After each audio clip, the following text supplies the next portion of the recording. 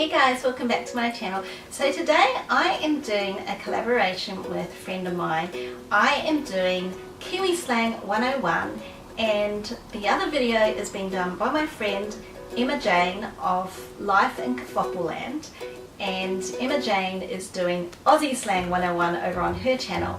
So EJ is a mum and she's also a teacher who lives in Australia, so she's a fellow Aussie vlogging mum, and her channel is just jam-packed full of stuff. She recently finished beta, which is vlog every day in August, so she's got a lot of great content on her channel, so please go and check out her video after you've watched this one. And if you're new to my channel, welcome. My name's Mel. I upload weekly YouTube videos and I do a lot of home organisation, cleaning and mummy tips on my channel, so I'd love to have you hit that red subscribe button below and join my YouTube family. Alright, let's get into Kiwi Slang 101. So the first category is greetings, and if you're going to use a Maori greeting you would say something like kia ora.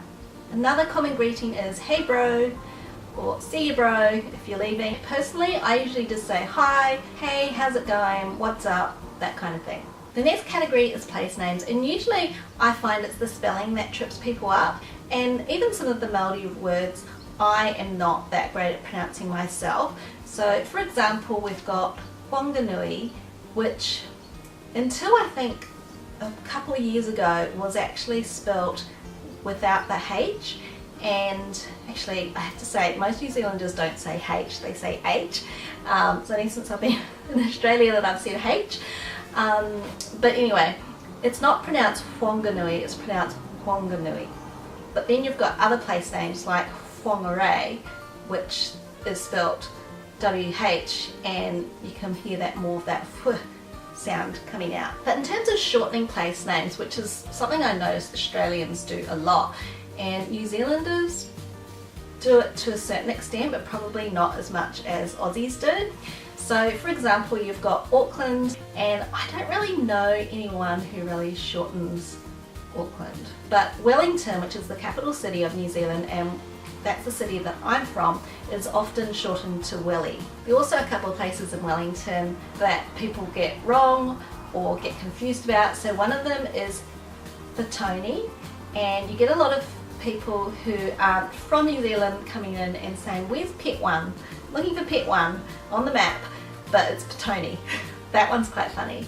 And then you've also got Paraparaumu, which is a lovely beachside city, and that is often shortened to Paraparaumu or Pram. I think actually my sister learned sign language and she said the actual sign language for Paraparaumu was actually like the pram motion, like pushing a pram, because it's shortened to Pram. Okay, now we're getting into the real fun stuff, items. And I found that when I moved to Australia over 10 years ago, that it was a real adjustment for me trying to figure out what things were called, or I would say something and no one would know what I meant. So a few examples. A cooler bin, we call it a chili bin in New Zealand.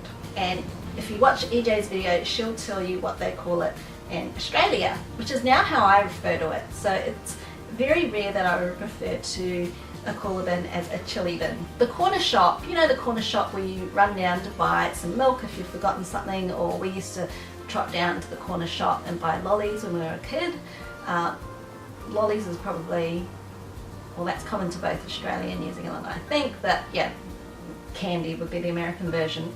Anyway, the local corner store that you walk down to get some milk or lollies is a dairy. I think the Australians find it really funny that we call the corner shop a dairy. The instruction rulebook for the road rules in the country, we had to do a driving test, so we wanted to get the road rules and read up on that to make sure that we were able to answer all the questions correctly. And so we walked into the bookshop and asked for a copy of the road code, and the guy looked at us as if we had like 3 heads, did not know what we were talking about. And so we were trying to explain, you know, the road code, it's the road rules for, you know, driving on the roads in Australia or New South Wales, and so he understood what we meant, but he'd never heard it being referred to as the road code. But I actually think that's quite a cool way to refer to it. Okay, flip-flops. This is one that people think is just weird, and I have to admit I don't know where this word comes from, but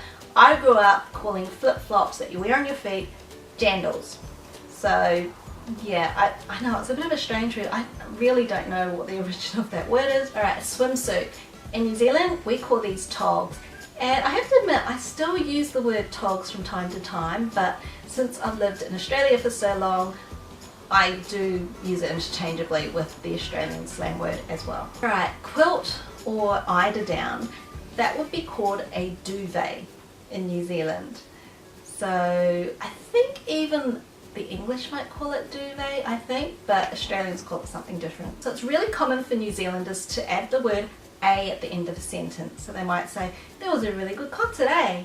Or, "Gosh, that was expensive, eh?" I used to do it all the time, and even, you know, a few years living into Australia, but I don't do it so much now. So this is another common one. I might say, "Oh, I'll pick you up at 8," and the reply might be, "Sweet as." It's really just saying it's all good or okay or yeah, agreed, that's fine. So sweet as is another common one. And also choice. Choice bro or just choice by itself. And then as I mentioned before, bro, mate or cuz are a common way of referring to someone. Usually with my cousins I will call them cuz, but a lot of Kiwis use it to refer to anyone, even if it's not actually a cousin, it's just like another version of bro. And then one word that I use quite a lot still is whanau, and that means family in Maori. And so I'll use it to refer to, you know, oh, it would be so nice to go home and see the whanau. And yeah, so basically I'm talking about going home to see my family, and I don't know why, but yeah, there's just something nice about using those words when I'm talking about going home, and I think I just naturally slip back into using, you know, common words that I used to use a lot when I was back in New Zealand because my brain automatically switches into Kiwi mode. Okay, so the last category is quintessential Kiwi cuisine. Fish and chips. So usually that will be a battered piece of Hoki fish. So Hoki's a type of fish, and that'll come with your deep fried chips, and it'll be wrapped in newsprint. When I say newsprint, I mean the paper that newspaper is printed on, not actually with the printed on ink, but just the paper without any ink on it. And there's just something so nice about getting a package of fish and chips, and you can smell the newsprint paper and you can smell the chips coming out of it, and just, oh, there's just something about it. We have fish and chips in Australia too, but it's just not the same.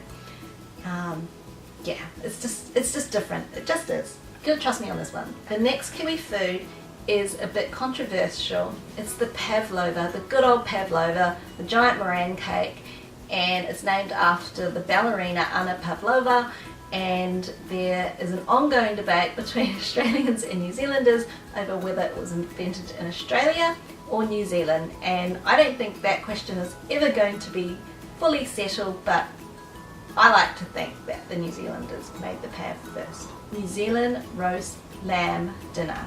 So nothing better, sorry vegetarians, than a beautiful succulent New Zealand roast lamb with the spuds and parsnips and sweet potato, which by the way we call kumara in New Zealand, and some green vegetables or some carrots and some gravy, and just, oh, beautiful. Okay guys, so that's it for common Kiwi slang words, or the ones that I remember using most often when I lived in New Zealand. And it's funny, when I go home, my family say I sound like an Aussie, but to the Australians, all the Australians that I know say, yep, you've definitely still got a Kiwi accent. I've still got a lot of friends who tease me for the way I say fish, but anyway, back off, you know who you are. So guys, I hope you enjoyed this video and possibly even learnt something new if you've never visited New Zealand before or spoken to a Kiwi. Please remember to go and check out EJ's video. She's doing Aussie Slang 101, and I will link that video below for you. And don't forget to subscribe to my channel. I upload weekly content and I'd love to have you join my YouTube community. Thanks for watching, and I'll see you next time. Bye!